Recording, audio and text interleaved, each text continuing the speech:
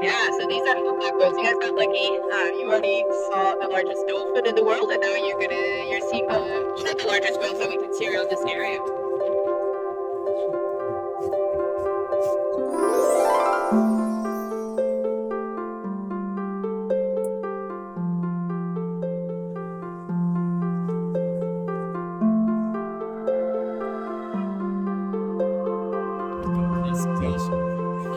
Tail.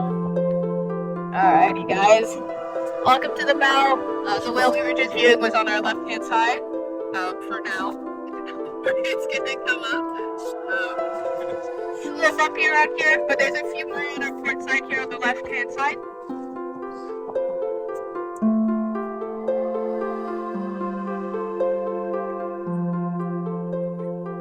Love to sit here.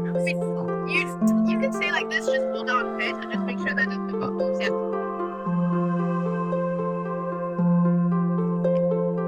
We can see their blowers from very far out.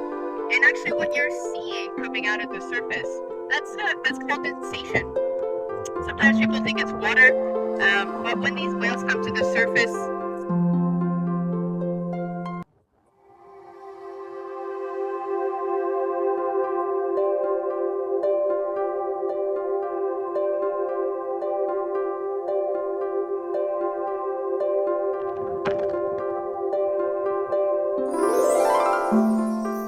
there's two main different groups of whales around the world.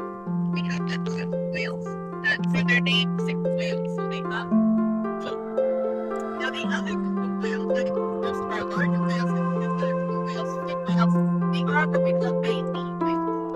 What that means is that instead of teeth, they have baleen. What is baleen? Baleen is basically, you can think of it as like that hang from the top of your mouth. And it's made out of keratin, just like your nails and your hair. And so they don't have any teeth. They don't have anything on the bottom of their mouth. But baleen is a tool that they use to filter feed. So they filter feed their food. And right about now is prime feeding season. So humpbacks, they are a migratory species. They have very set migratory patterns where they spend their winter down in Mexico or Hawaii, basically some population. And then they come up here in the summer. Of a day right now. There's one back up at our 2 o'clock. Yes, so if you can imagine the size of these tiny area is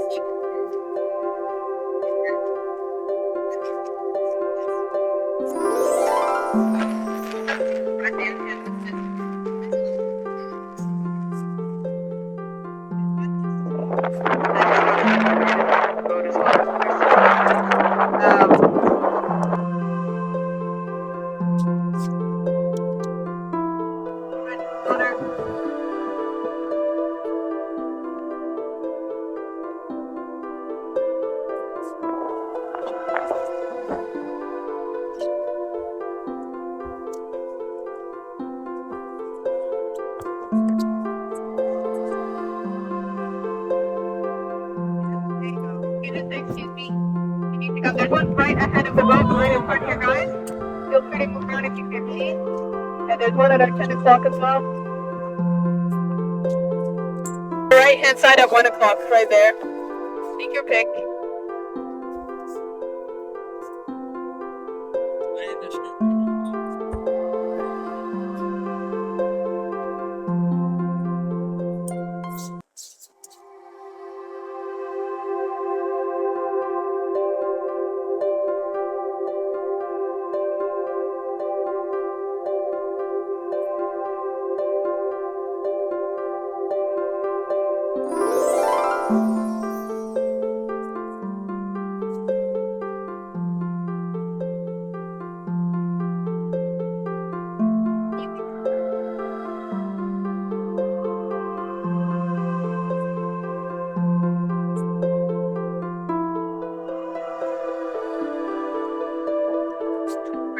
This fog gives it an eerie vibe.